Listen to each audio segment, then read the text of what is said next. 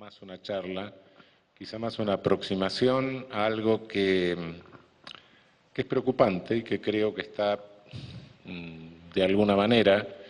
sobre todo en estos días, en las olas estas que pasan de publicidad, en el centro de la atención de todo aquel que tenga alguna aproximación a algún ámbito de las ciencias penales. Muchas veces tenemos la sensación de que determinadas cosas nos suceden a nosotros y son exclusivas, son fenómenos nacionales, cuando en realidad no son más que capítulos de fenómenos mucho más amplios y más universales. Creo que muy pocos momentos han podido ser tan realmente desconcertantes para el criminólogo y para el penalista que estos momentos que vive el mundo, donde da la sensación de que a través del sistema penal, a través de distintos mecanismos preventivos, podemos resolver todos los problemas, y donde por otra parte da la sensación de que la gran amenaza que tenemos y la única amenaza que tenemos es el delito, y no existen otras amenazas ni otros peligros en esta llamada sociedad de riesgo. Por más que se habla de la sociedad de riesgo, daría la impresión que el único riesgo que tenemos es el delito, y en particular en este ámbito nuestro, no en todo el mundo, pero en este ámbito nuestro, el delito común, y fundamentalmente del delito común el delito callejero. Realmente esta impresión y esta construcción de la realidad es en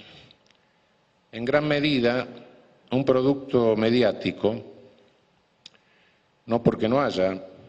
una realidad de frecuencia delictiva, no porque no haya problemas de conflictividad en las sociedades, y por supuesto también en la nuestra, sino porque la creación de realidad de los medios en el mundo tiene un sistema de retroalimentación, tiene un sistema de feedback que contribuye a la profundización de los conflictos y a la multiplicación de los conflictos. Yo no creo en conspiraciones, estoy demasiado viejo para creer en conspiraciones, pero cada día creo más en las funcionalidades. Y hay determinadas conflictividades que son perfectamente funcionales para determinados objetivos. Lo que sucede en nuestra sociedad, en nuestro país, como les decía, es capítulo de un fenómeno mundial, que es producto de la quiebra de los estados de bienestar, del hundimiento de los estados de bienestar y de la tentativa de reemplazo de los estados de bienestar por estados penales. Esto comienza hace aproximadamente unos 30 años. Antes ha habido, por supuesto, antecedentes, ha habido campañas electorales fundadas sobre propaganda de ley y orden, etcétera, pero es un fenómeno propio de los comienzos de la era de globalización. La era de globalización es un tercer momento de poder planetario, así como tuvo el colonialismo, partiendo de la revolución mercantil, a partir del siglo XIV-XV, el industrialismo, a partir de la revolución industrial, el neocolonialismo, a partir del siglo XVIII, a partir de la revolución comunicacional, de la revolución tecnológica del siglo XX, surge la globalización. En realidad es una creciente de poder planetario con algunos momentos. No es que haya cortes absolutos en esto, pero cada uno de estos momentos va caracterizado por una respectiva concepción del mundo, por una respectiva Weltanschauung, ¿no? Una cierta concepción del mundo así como respondía todo el discurso legitimante del colonialismo a una concepción de carácter teocrático, el del neocolonialismo a una concepción de carácter racista biologista. Ahora tenemos el momento de la globalización y no tenemos muy claro a qué responde, pero sí tenemos claro el fenómeno. A partir de la revolución, plena revolución tecnológica,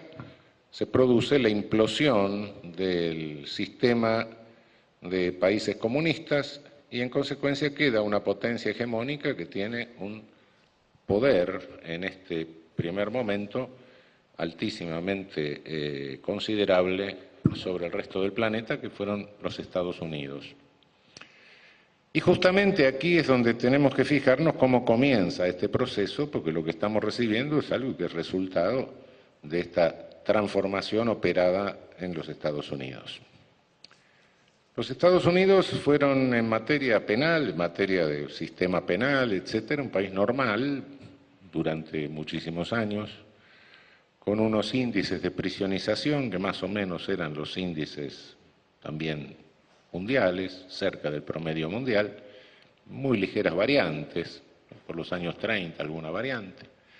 Un sistema penal interesante hacia la década de los años 70, donde la Suprema Corte de Estados Unidos había declarado inconstitucional la pena de muerte en ese momento, parecía que eso iba a desaparecer. Por otra parte, los comparatistas mirábamos atentamente a los Estados Unidos, sobre todo por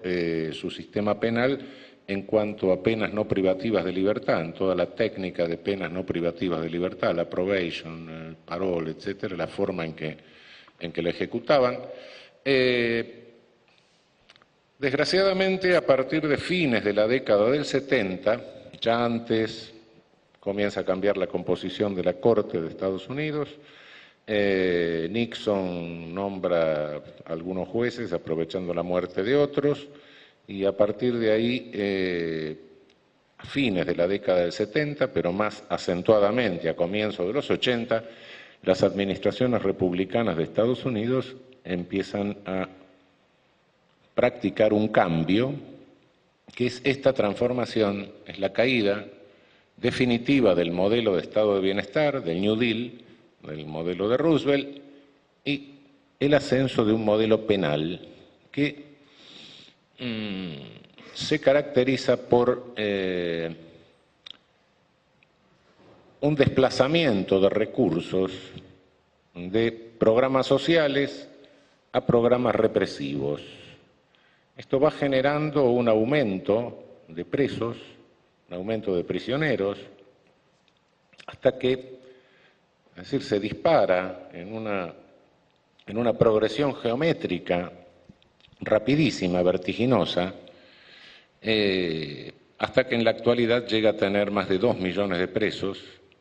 y otros 3 millones de personas controladas en parole o en probation, es decir, hay 5 millones de personas controladas por el sistema penal en los Estados Unidos. Naturalmente, como todo ejercicio de poder punitivo, es un poder punitivo con alto grado de selectividad, de modo que el más alto porcentaje de personas controladas por el sistema penal y de presos, por supuesto, son negros y latinos. No tengo claro cuál es el porcentaje de latinos, pero de cada negro, entre 20 y 30 años, hay uno que está preso, lo cual, negro hombre me refiero, ¿no? Lo cual está revelando el altísimo grado de selectividad.